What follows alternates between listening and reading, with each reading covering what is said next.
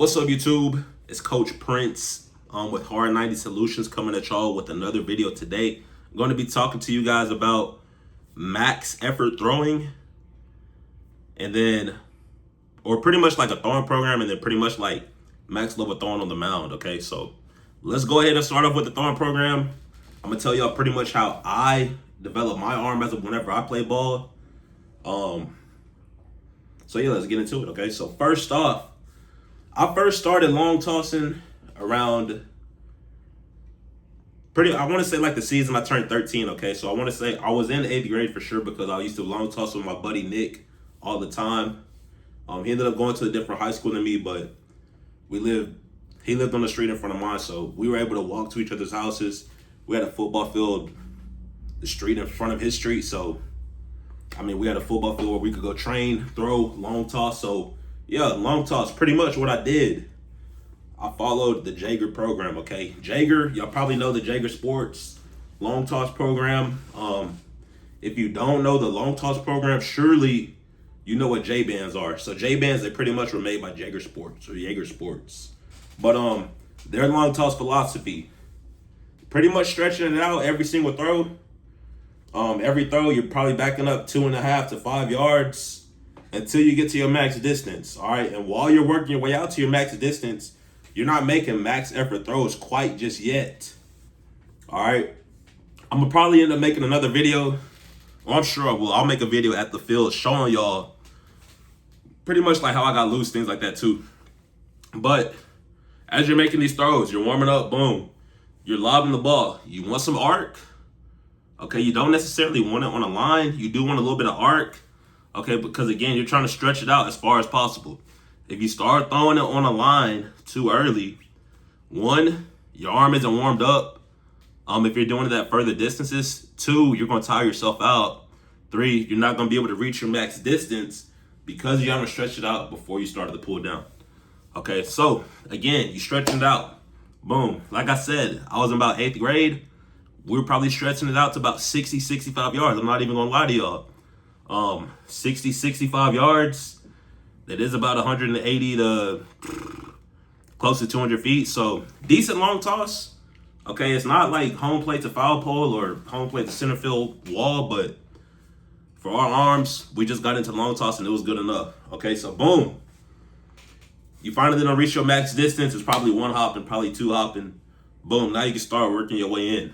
All right, me, when I long tossed, I didn't like to be the person on the line. I like to be the person doing the backing up. That way, I could make sure that I got to like my full distance as far as like my stretching it out phase. I'm pretty sure they just call that like we could call it the stretch out phase, okay? But then whenever it's time to start pulling down, I like to do that so I could work my way in, get some good pull down throws. And that's the pull down throws. That is where you develop your arm strength, or that's where you learn a lot about your arm as far as like controlling your throws, release point, all that, hitting your target. But yeah, you just work your way in, boom. On your way out, you was going back like 2.5, 5 yards per throw. Pretty much same thing here. You working your way in. It'll probably be less throws than it was stretching it out, but you still gonna work your way back in. You still gonna do your pull downs, all that. So, boom. Once you get to about 90 feet, you probably want to just settle down right there. Probably get you like 3 to 5 plus pull downs from about 90 feet. All right, I was watching a video earlier today. Pretty sure it was like an LSU picture. If I can find the video, I'll put it up on here. It was on Twitter. I'll screen record it real quick. But I think he hit like 100 on his pull down. It was about 90 feet. So get you at least 3. Really push for 5. But if you could get like 8 to 10, maybe no more than 12, maybe like 16 at the most, okay? You don't need to get that many throws from 90 feet, but I do like to work the 90 feet throw, especially at that age, like I said, because you just got onto the big field. You're really getting used to it. It's the beginning. Like, you're still trying to develop your arm. So take your time. If you could throw it 90 feet on the line, pull down, accurate, hit him in the chest, you're in a pretty good spot. So boom. Once you're done with that, do your quick hands, whatever. And that's pretty much it. That's all long toss is. Stretch it out. Do your pull downs. Simple, stupid. All right, Steve Jones. That was his motto out there in Texarkana.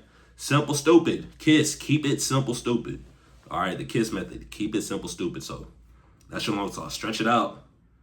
Pull it down. All right, one more thing that I do want to talk about before I talk about that max effort throwing as a pitcher is the weighted ball. Okay, so right around the same time, I got introduced to the weighted ball. I think it was like a yellow one. It looked like the baseball. They used to sell them at Academy. Y'all could probably, I'm sure they still do sell them at Academy. So it was a baseball. It was heavy though. I don't know the exact amount of ounces it was, but it was at least 2 times the weight of a baseball. I want to say closer to 3. All right, probably a little bit closer to 3 times the weight of a baseball. So it was probably like a pound. I don't know. It was heavy though. But I mean, we would throw it, and what that's doing, yes, it's putting tension on your elbow, but it's also working your shoulder, which I mean, it's still helping your arm get stronger. All right, I mean, like, it's not even. It's of course it's about the science and like, but I'm telling you what works. Throwing a weighted baseball, that will work. The way you throw it, that's going to determine whether or not you blow your arm out. Okay, so when you're throwing this weighted ball, obviously it's a weighted ball. You don't want to try to use the same arm speed.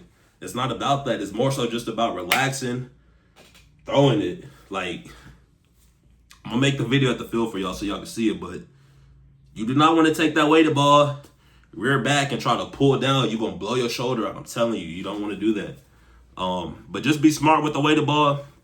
Obviously, there's things like drive line. I'm sure y'all know what drive line is. But be smart with the weighted balls.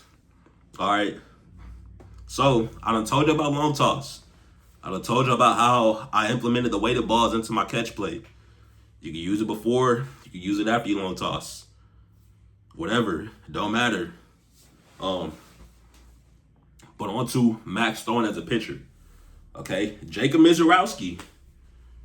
One of the best pitchers in the major league. He just missed a start recently because he's pumping 103 all game. He's throwing max effort all game. You cannot do that. That is not sustainable. You don't need to do that, especially at the younger age. Okay, if you are a high school baseball player and you're not like a senior, if you're not a junior or senior, if you're not if you're not on varsity, if you're on varsity, you got to lay it all out there on the line. So, you got to do what you got to do if you want to start. If you got a power fastball, you better throw your power fastball. But, if you top out at 90, don't be out there trying to get your personal best 92, 93. That's how the injuries happen. Max throwing, of course, you got to know your arm. You got to know your arm. You got to know the history of the arm. And then, you got to take care of the arm. So do your prehab. Take care of the arm whenever you're using it. And then rehab, y'all got to run. I didn't pitch. So,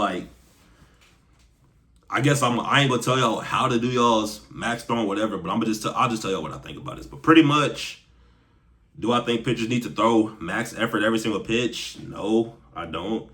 If you could touch 85 in high school, you'll be good for most opponents throwing 85. I'm telling you.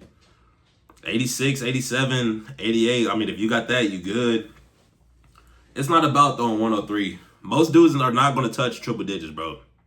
Most dudes don't even touch 90, so it's more so about working with what you got. If you top out at 85, learn how to spot up at 81, 82, 83, 84, and 85. Work with what you got. Develop your repertoire. 85 is not a power fastball. So, you got to develop a changeup. Maybe y'all shouldn't max throw. Maybe you shouldn't. But, it is, whatever. Y'all just comment down below. I told you what I thought. Told you what I thought about long toss. Told you about the weighted ball. Max throwing. It's safe to do. Just be smart. And that's really it. I'll see you in the next one. I'm going. Peace.